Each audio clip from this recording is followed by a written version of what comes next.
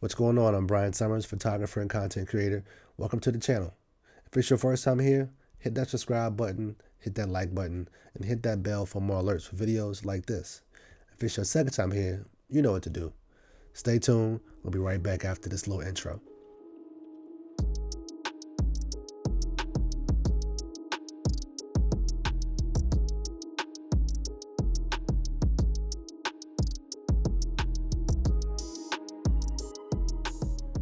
Polaroid was nice enough to lend me an I-2 to try out, so I decided to do a quick review and comparison video and share it with you. Now, the I-2 was released in September of 2023 with way more features than the previous models.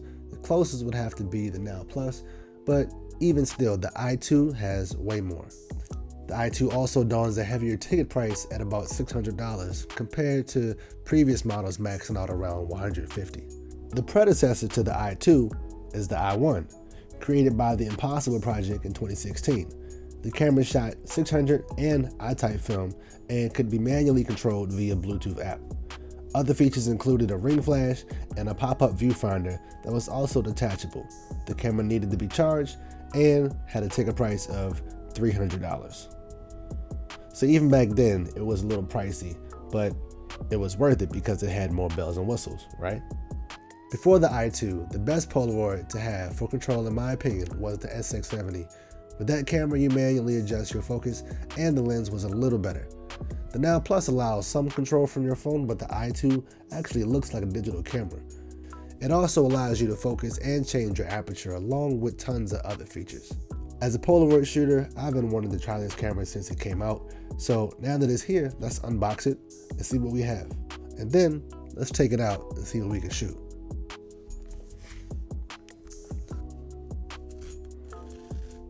So one thing I already noticed before even opening the box is that the branding has changed. Polaroid used to look more novelty-ish. Now it seems like they want to take a approach in making it look a little more expensive. I mean, hence the price tag on this camera. The logo looks cleaner, smoother. It looks almost like if you turn it upside down, it could repeat the same thing, but I know it doesn't. But the branding of it all has changed, and I think that's a new direction that they want to go in. So let's open it up, see what we got.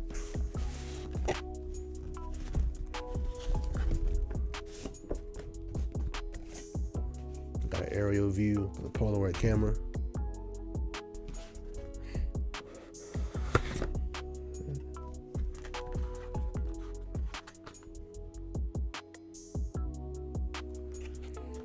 I'm gonna come back to that. This seems to be like a Polaroid size manual, so we'll open that up after we check out this camera. Again, I love packaging design. A handle, cable, and an empty box.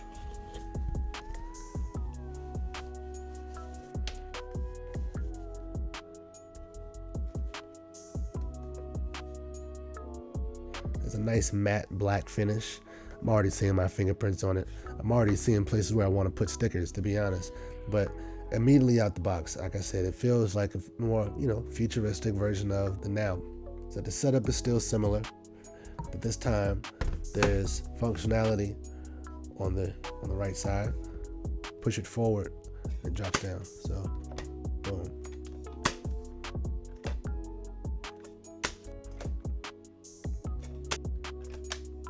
All right, it's Polaroid branding on the top. Let's move some of this out of the way so we can get a better look. It's a two-sided USB-C charging cable. Doesn't come with a brick. You can plug it into your computer or plug it into a brick that you might already have. Got a handle. We'll hook that up in a second.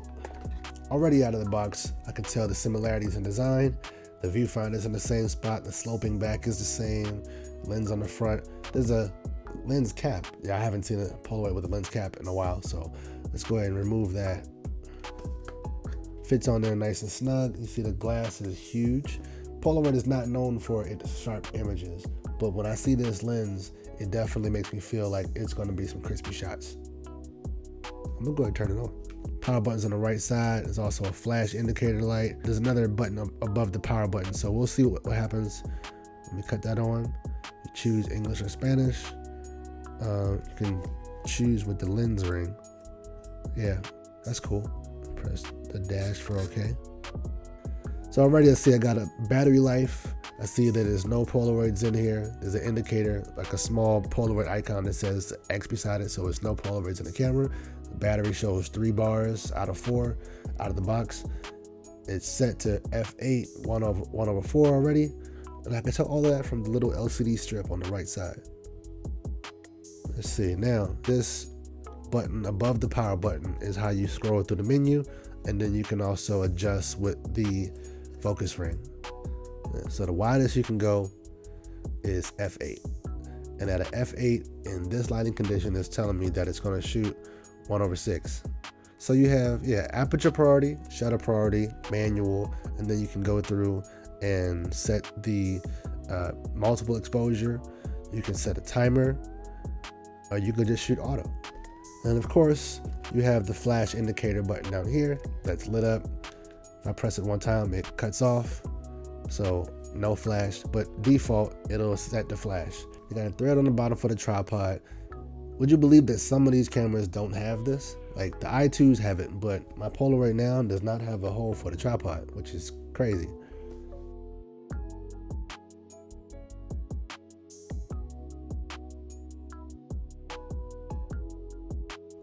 Hold like that. Boom. Boom, boom, boom. All right, now let's go read the instructions. I wonder if it has the artist listed for who shot this.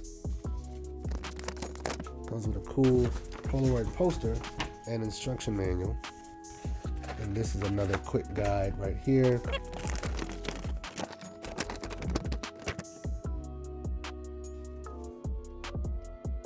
I love these graphics. I used to design stuff, so this is cool to me. I want to keep this stuff and frame it.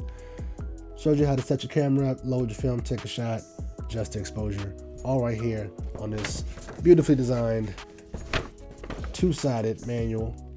These are all cool instructions, but you could also find these in previous videos right here on my YouTube channel. All right, I got a couple packs of Polaroids, black and white and color, I-type and 600. I got a couple places I want to do some shots around here, and then I also have a place I want to go that's near and dear to my heart. So stay tuned and see where we go.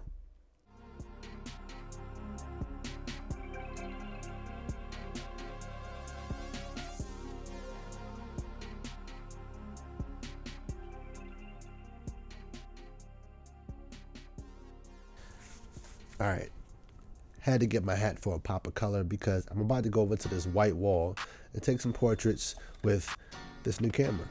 Now, I'm going to put it on a tripod, use the self timer, but I'm also going to use the app. I'm going to use the Polaroid app that you can use in your iPhone or Android, and you'll be able to change the settings. Hopefully I can just press the shutter release button from the phone or use the self timer and get my shot.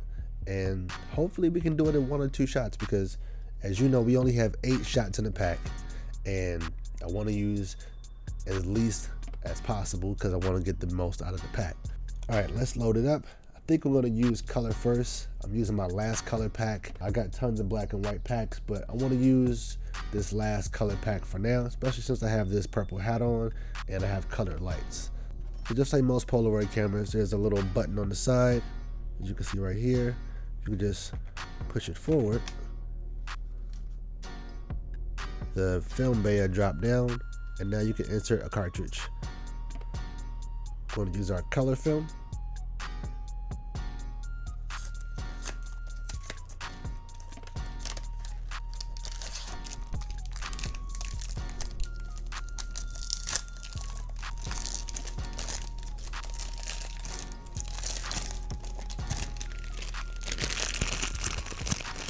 I do save the box.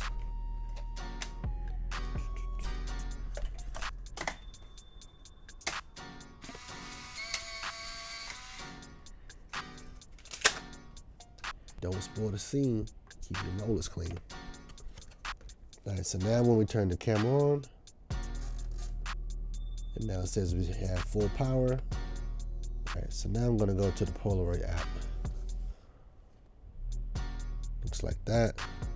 As you can see, it found the camera, And now the icons, I can scroll through and choose auto, aperture priority, shutter speed, priority. I can choose manual, multiple exposure, and self timer. And on the self timer, it gives you 3 seconds, 6 seconds, 9 seconds, and 12-second options.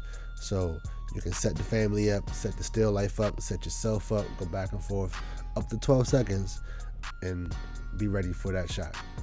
All right, let's go over here.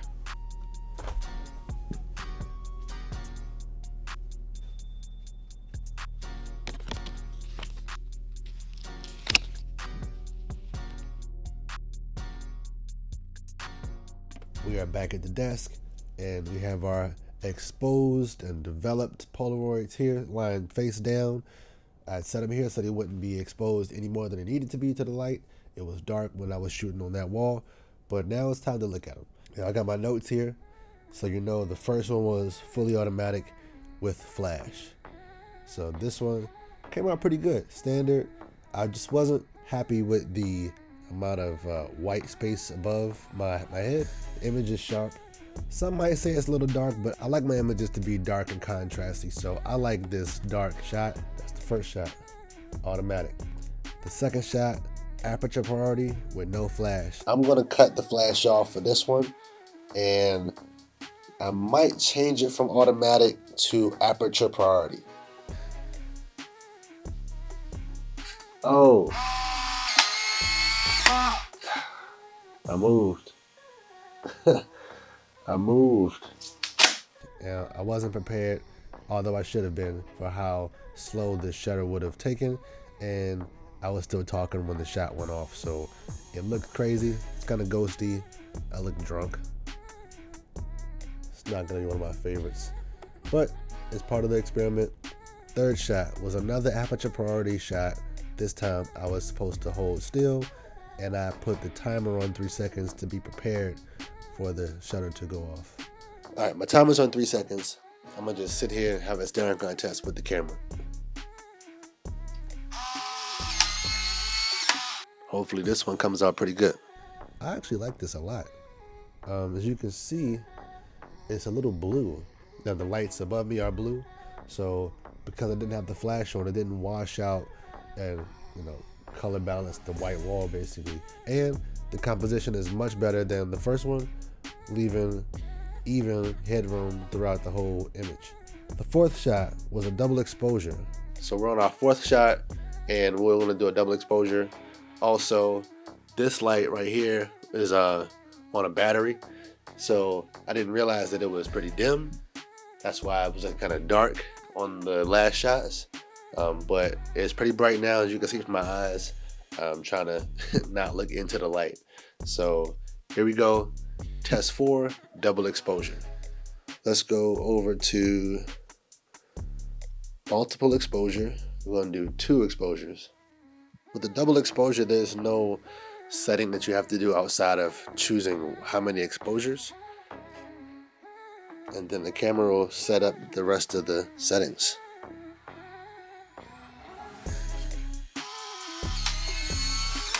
All right, we'll see how that comes out. Okay, so I'm not mad at it. You just gotta be more intentional and really gotta understand how to get the best out of a double exposure. I can see myself experimenting more with multiple exposures and trying to perfect this. And when I do, I'll definitely share a video right here on how to do that. The fifth shot, I want to do one where I turn off all the lights except for the overhead color lights and mess with the flash versus no flash on the camera. Now, obviously the darker it is, the stiller I'm going to have to be, because it's going to take longer to actually take that shot. The good thing is we have a tripod. I just have to be still. Cut this light out. Now it's saying it can't be no 25 seconds. Okay, first we're going to do the flash. I like this one actually. It was on aperture priority, no lights, the flash went off, and then it was still taking the shot after the flash went off. Ooh, I even held my breath. It was time for me to move slightly, so that space that you'll see, that piece of a shadow, it's probably from that flash. And it's not really a shadow, it's just a double exposure almost. The 6th shot was auto. All right, still here in the dark. I'm gonna put it on automatic on F8 with no flash, and we'll see what happens. Put a 3-second timer on, and here we go.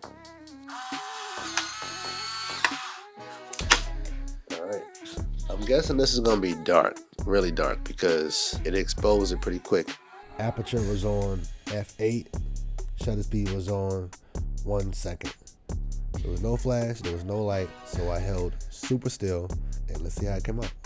Just as I imagined, this one is super dark, but it's blue.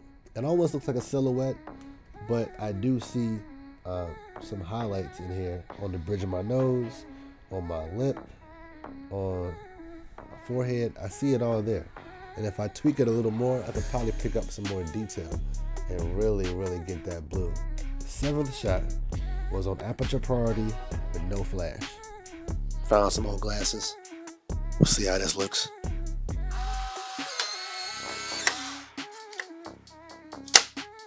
I kind of didn't commit to the pose.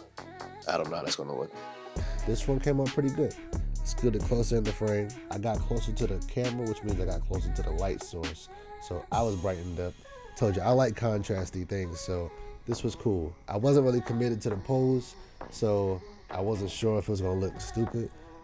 It looks cool. For the last shot, triple exposure with my glasses. Turn the hat around. I'm gonna call that the triple Urkel. Let's see how this looks. Okay, like I knew it was gonna be a lot going on in this one. I tried to have myself on the left, on the right, and in the middle of the photo. It's busy. Everything came out though. The shots that don't overlap are gonna be ghosty. Anything in the middle or anything that overlaps is getting, extra time on developing. All right, and that is all 8 of these photos. That's one experiment session with 1 pack. If you really want to perfect it, you're gonna have to run through some packs of film. So you saw the scans. I'm gonna share these. I might make a post and show you the notes. If you've shot with the I-2, let me know what your experience has been like. If there's something that you want me to try with the I-2 before you get it, let me know in the comment section. And if I can, I'll definitely try it. I think I'm gonna do one more experiment. I'm gonna grab a black and white pack. We're gonna go outside for some natural light.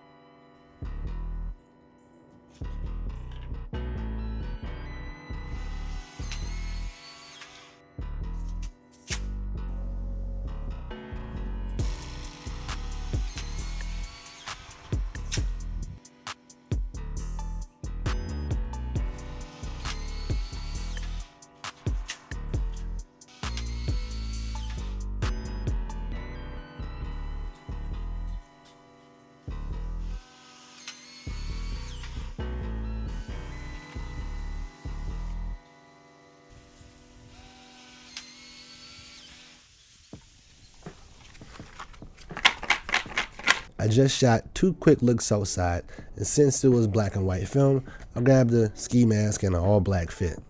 I remembered I had a woodland camo ski as well, so I grabbed a tan crew neck because I figured it'll be overexposed in some, and that might make a cool floating mask look. I got my photos, I got my scanner. Let's go ahead and get these images digitized.